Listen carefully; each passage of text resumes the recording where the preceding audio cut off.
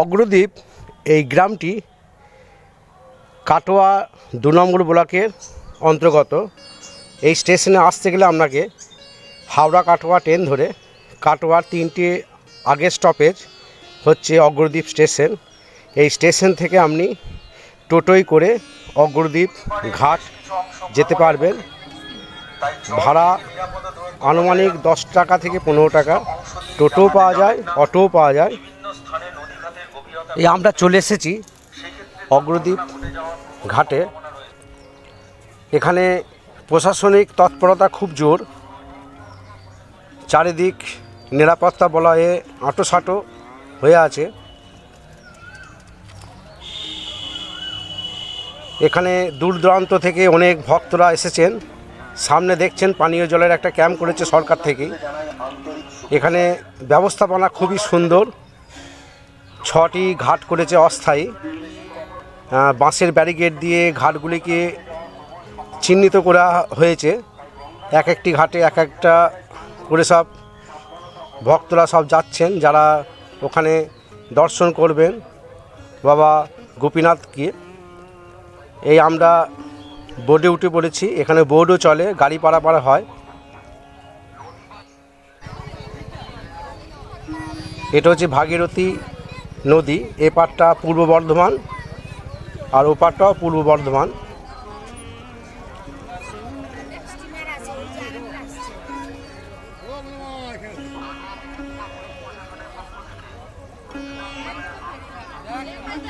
এই মেলা উপলক্ষে প্রচুর নৌকা চলছে এই ভাগীরথী নদীর ওপরে।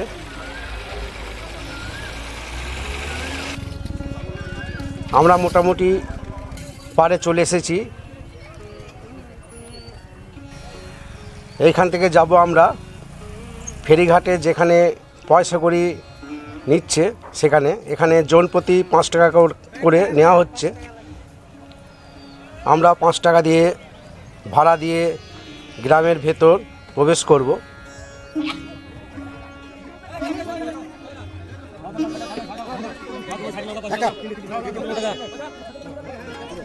এখানে যারা স্নান করেন গঙ্গায়, রেওয়াজ আছে এখানে স্নান করে পাশে যে সাধু বাবা বৈষ্ণবরা আছেন তাদের চাল টাকা দিয়ে কিছু ভিক্ষা দেওয়া, এটাই এখানকার রীতি। তা আমরা চলুন এইসব দেখতে দেখতে আমরা মেলা প্রাঙ্গণের দিকে প্রবেশ করছি। এছাড়াও এই গ্রামে আসতে পারবেন আপনি বেথাডোরি ট্রেন থেকে। ওই স্টেশনে নামবেন, নেমে আপনি গান্ধীজির যে স্ট্যাচুর মোড় আছে 34 নম্বর, এখন বোধহয় 12 নম্বর NH, ওই রোডের উপর চলে আসবেন। চলে আসার পর আপনি টোটো স্ট্যান্ডে গিয়ে বলবেন যে আমরা অগ্রদ্বীপ ঘাট যাব, আমরা চলে এসেছি। এই ওপারটাই হচ্ছে টোটো স্ট্যান্ড। আমরা টোটো স্ট্যান্ডে এসেছি। 50 টাকা ভাড়া চাইছে এখানে। প্রায় 17 কিলোমিটার এখান থেকে অগ্রদ্বীপ ঘাট। আমরা রওনা দিয়েছি। এখান থেকেও আপনি পারবেন অগ্রদ্বীপ ঘাটে আসতে। দুদিক দিয়ে অগ্রদ্বীপ ধামে আসা যায়। আমি দুদিকেরই আপনাদের রুটটা দেওয়ার চেষ্টা করছি। এই পার্টটা হচ্ছে নদিয়া। এখন গঙ্গা ভাঙনের কারণে আমরা এখন এই পূর্ব বর্ধমানের দিকে ঢুকছি। আর এতক্ষণ আমরা এই পাশে যে জায়গাটা দেখতে পাচ্ছেন আপনারা, এই গঙ্গার এই পাশে, ওটা ছিল নদিয়া ডিস্ট্রিক্ট। আর এখন আমরা ঢুকলাম এই যে পূর্ব বর্ধমান পড়ে গিয়েছে আমাদের।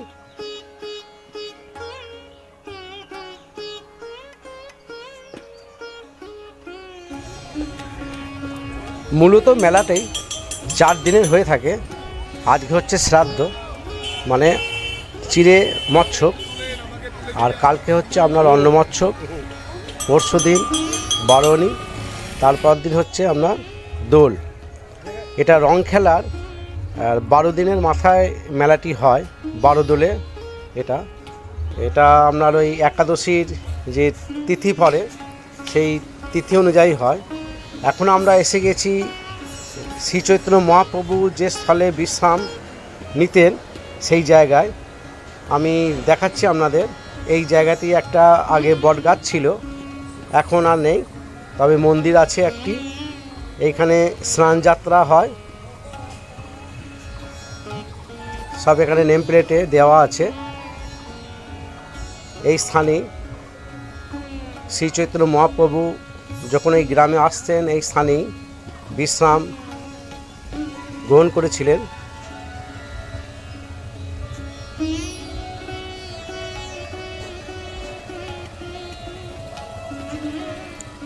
এটা একটি আমবাগানের ভেতর, খুব শান্ত নিরিবিলি জায়গা।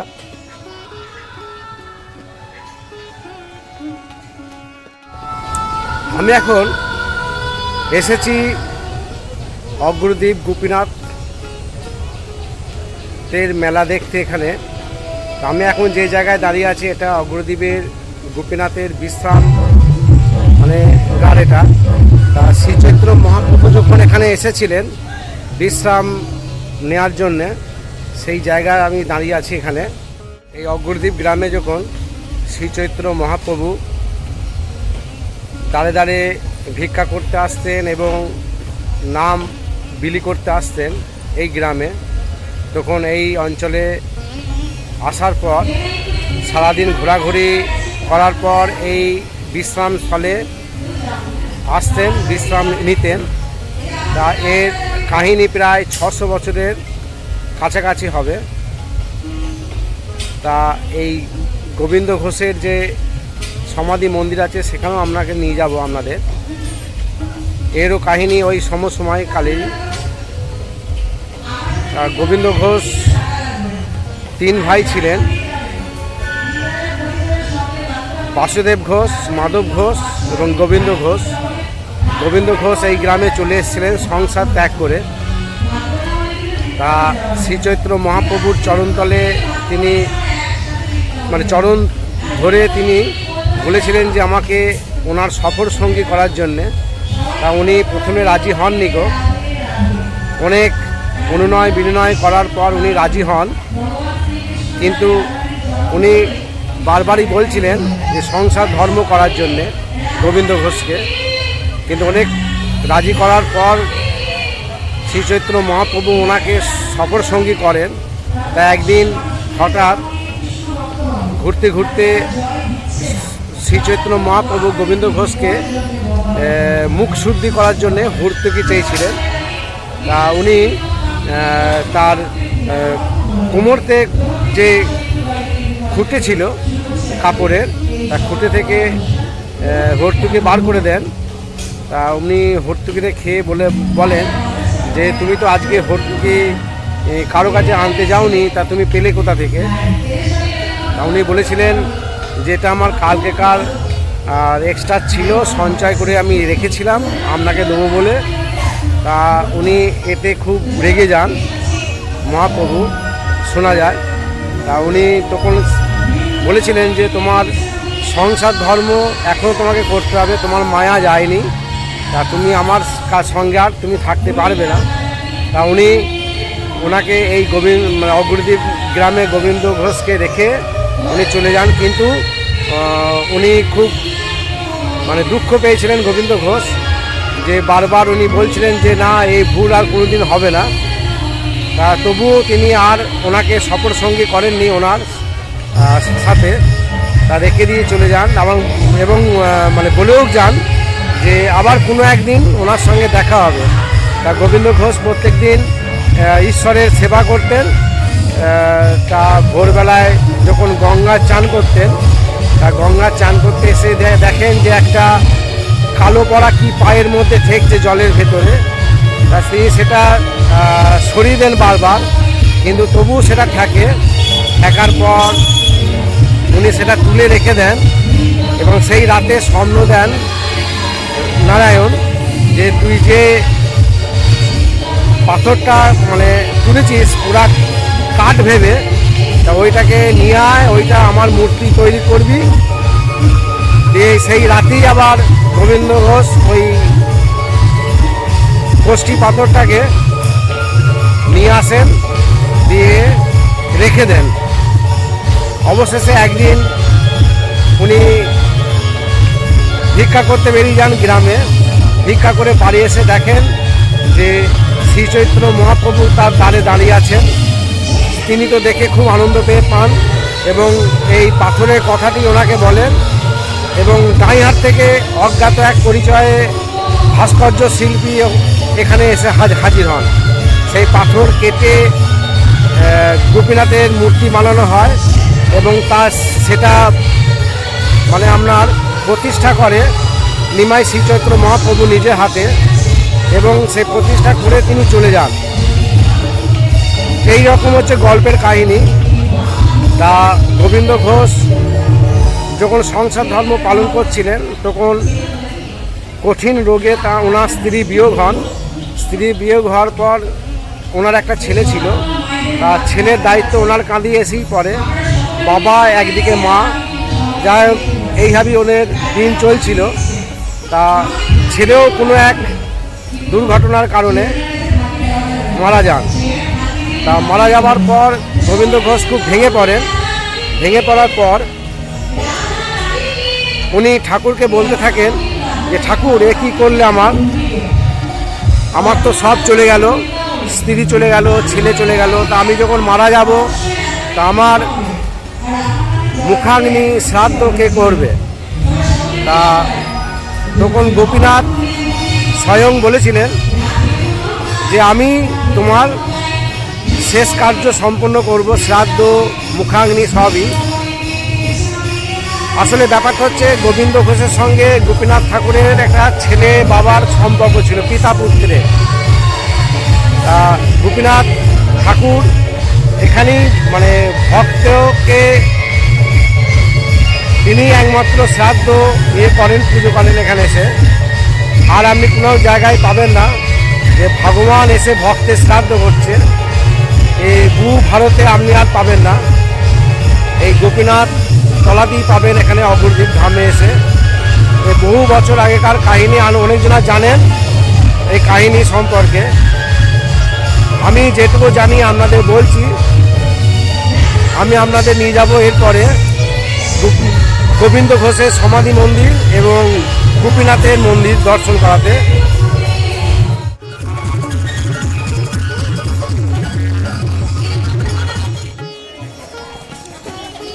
গোপীনাথ ঠাকুরের পুজো দেওয়ার জন্যে প্রায় 1 কিলোমিটার হবে লাইন পড়েছে ভক্তদের। গঙ্গা স্নান সেরে এখানে পুজোর ডালি তারা সংগ্রহ করছে, বিভিন্ন দামে পাওয়া যাচ্ছে। সেই ডালি নিয়ে তারা ঠাকুর মন্দিরে প্রবেশ করছে। এই তামালতলাতেই আছে আপনার গোবিন্দ ঘোষের সমাধি। এই দেখতে পাচ্ছেন সমাধি মন্দির। প্রচণ্ড ভিড় হয়েছে সমাধি মন্দিরের আশপাশ চত্বরে।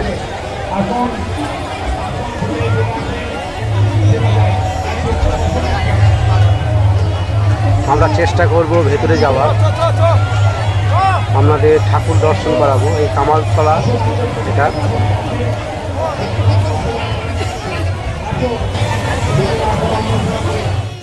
প্রভু গোপীনাথ এখানে 1 মাস 24 ভোগ খেয়ে কাছা করে, যেমনটি আমরা আমাদের পিতা মাতা মারা গেলে যে নিয়ম পালন করি সেই নিয়মভাবেই এখানে মানে কাছা করে শ্রাদ্ধ অনুষ্ঠান করেন। আজকে হচ্ছে শ্রাদ্ধ।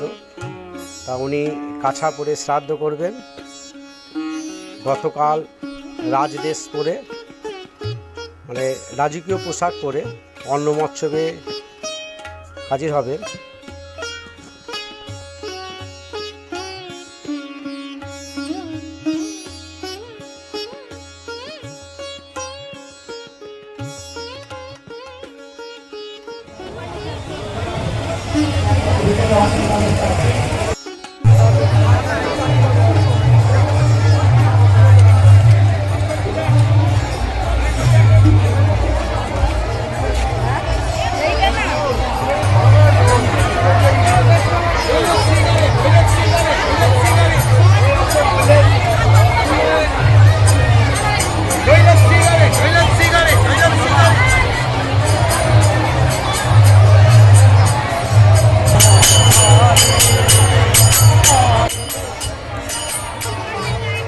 এখানে দুই বোন রাধা কৃষ্ণ সেজেছেন, দেখুন কত সুন্দর লাগছে ঠাকুর মন্দিরের সামনে।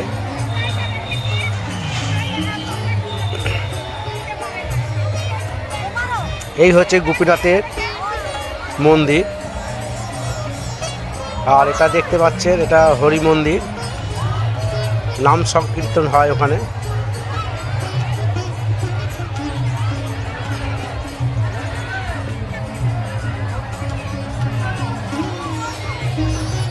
প্রচুর ভক্তের ভিড় আজকে।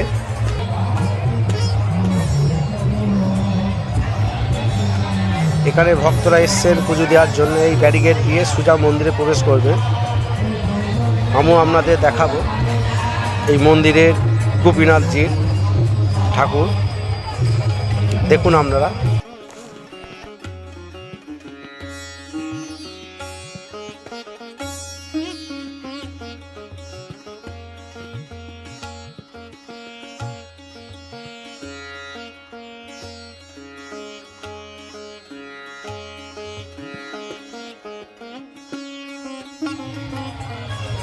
এই তামালতলাতে অনেক সাধু বাবা বৈষ্ণব বসে আছেন।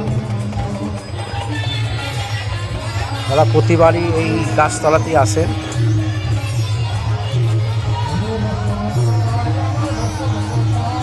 এটি হচ্ছে তামাল গাছ।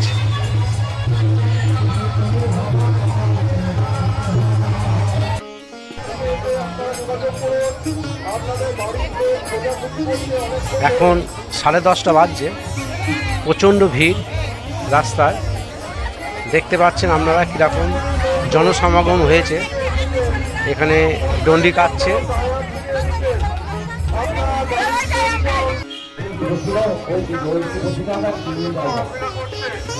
এখানে এক একজন এসছেন এক একটা মানব নিয়ে। অনেকজনা মানসিক করেন এই ঠাকুরতলা এসে।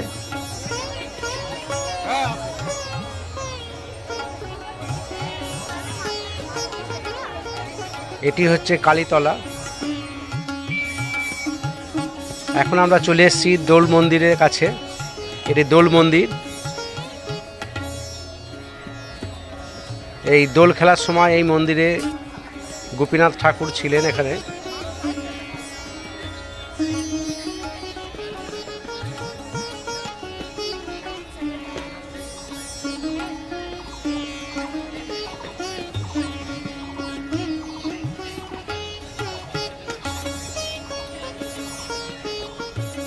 এটি হচ্ছে দোলতলা।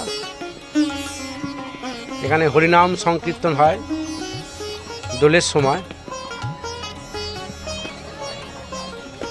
এই মেলা উপলক্ষে বিভিন্ন জায়গা থেকে বিভিন্ন রকম ব্যবসায়ী এসছেন এখানে বেচাকেনা করতে।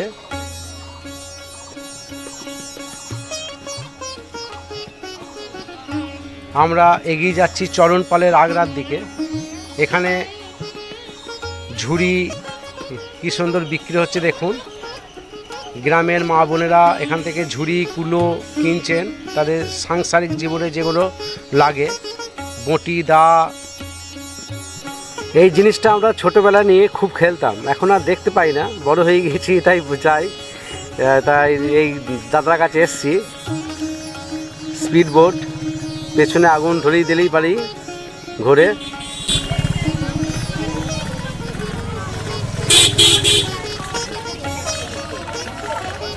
এই বোটগুলো কিরকম দাম? 50 টাকা। এই যে আশ্রমটি দেখছেন, এই আশ্রমটি বহু পুরনো। আমরা ছোটবেলা থেকেই দেখছি এই চরণপালের আশ্রম।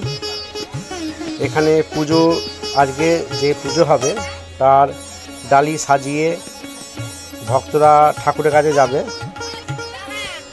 এখানে একটি গঙ্গার ঘাট আছে, ভক্তরা স্নান করে চরণপালের আগ্রায় একটা ছোট মন্দির আছে, মন্দিরে পুজো দিচ্ছেন। আমরাও যাব এই ঘাটটি দেখতে। এখানে ডালা নিয়ে বসে আছে পুজো, সবজি কাটছেন মা বোনেরা, রান্না হবে।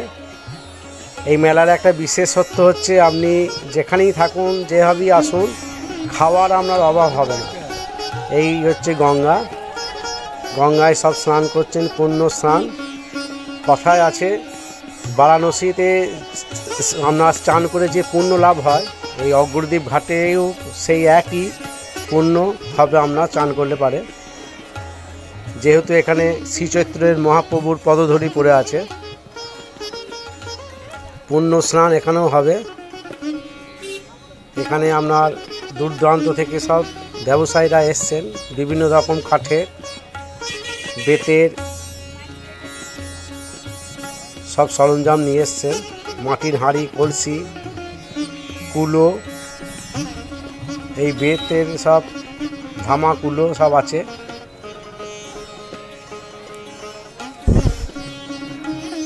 গ্রাম্য মেলা খুব সুন্দর। এখানে বটি পাচ্ছেন আপনি, দা পাচ্ছেন, হাতা, খুন্তি।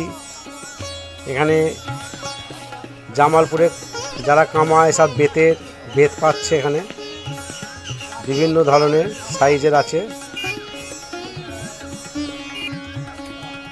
খুব ভালো লাগে এই গ্রামের মেলাগুলো দেখতে।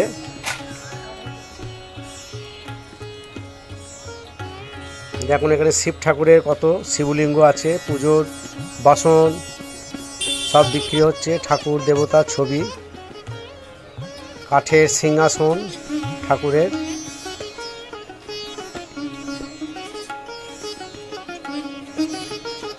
যদি আপনারাও আমার এই ভিডিও দেখে অনুপ্রাণিত হয়ে আসতে পারেন, যদি মন চায় চলে আসবেন। আর যদি আমার এই ভিডিও ভালো লাগে তবেই চ্যানেলটি সাবস্ক্রাইব করবেন এবং লাইক কমেন্ট করবেন। পারলে আপনাদের নিকট যারা বন্ধুবান্ধব আছে, আত্মীয় স্বজন আছে, তাদের চ্যানেলটি শেয়ার করে দেখার সুযোগ করে দেবেন। তবু আমি বারবারই বলি, যদি ভিডিও ভালো লাগে তবেই, নচেত নয়। এই মেলা প্রাঙ্গণে আমরা ঢুকে পড়েছি। এখন লোক কম আছে এই মেলা প্রাঙ্গণে, এখন সবাই ঠাকুরতলা নিয়ে ব্যস্ত। এই বিকালের পর থেকে এই মেলা প্রাঙ্গণে আপনি আর হাঁটতে পারবেন না, এত ভিড় হবে।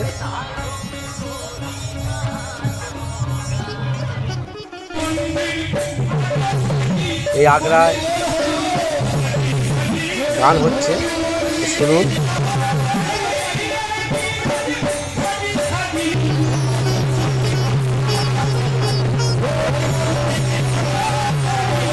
এখানে কম বেশি প্রায় 3 থেকে 400 আগ্রা হয়, ছোটোখাটো, ছোটো বড় মিলিয়ে সব রকম। আগ্রা বলতে এখানে ওই সাধু বাবা বৈষ্ণবরা যারা আসেন তাদের একটা আশ্রয়স্থল। এখানে এসেই তারা এই ভক্তদের ভান্ডারা খুলে দেন, মানে যে যা খাবে একদম। আপনার এই মেলায় এলে পারে কোনো চিন্তা নেই খাওয়া দাওয়ার, আপনি এলে পারেই প্রসাদ পাবেন। এখানে প্রচুর আগ্রা আছে, আগ্রায় পর্যাপ্ত পরিমাণে খাবারের ব্যবস্থা আছে। আজও পাবেন, কালও পাবেন, প্রত্যেক দিনই এখানে খাবারের ব্যবস্থা আছে। 2 দিন মেনলি মেলাটি হয়, 4 দিনের মেলা। বারণী ও আপনার যেটা দোল, সেই দিন দোকানপাট থাকে। আগ্রা অনেক উঠে যায়, কিছু আগ্রা মানে এখানে থাকে। তবে 4 দিনের মেলা খুব ভালো। এবছর মোটামুটি পরীক্ষা প্রায় শেষ সবারই, নিচু ক্লাসে পরীক্ষা আছে, তাই আশা করা যাচ্ছে ভিড় খুবই হবে। ওয়েদারটাও ভালো আছে। এখানে প্রচুর সাধু সন্ন্যাসীরা এসছেন, এই গাছতলায় আছেন।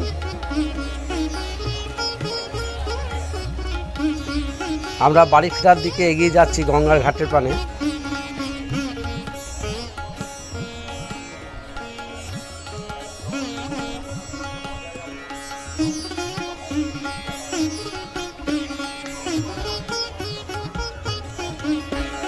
এখনও লোকের চাপ আছে, ভালোই লোক আসছে ওপার থেকে। ওই দূরে আপনার পায়খানা বাথরুমের ব্যবস্থা করে দিয়েছে সরকার থেকে।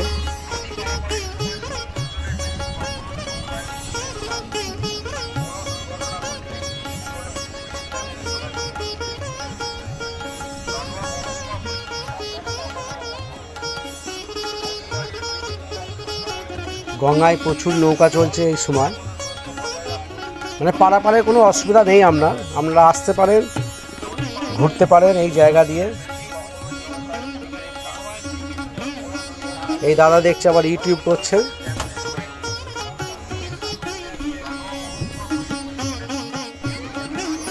এই গঙ্গার ঘাটে স্নান করলে পরে আপনার কুম্ভ মেলায় যেরকম আপনি পুণ্য লাভ করছেন, বারাণসীতে গঙ্গাত্রীতে যে চান করে যে পুণ্য অর্জন করছেন, এখানেও সে একই। স্বয়ং মহাপ্রভুর চরণ ধরে আছে। আমরা বেরিয়ে যাচ্ছি আস্তে আস্তে বাড়ির উদ্দেশ্যে। পরবর্তী ভিডিও আপনাদের সামনে তুলে ধরব। আপনারা সবাই ভালো থাকুন এবং চ্যানেলটি কেমন লাগলো একটু কমেন্ট করবেন।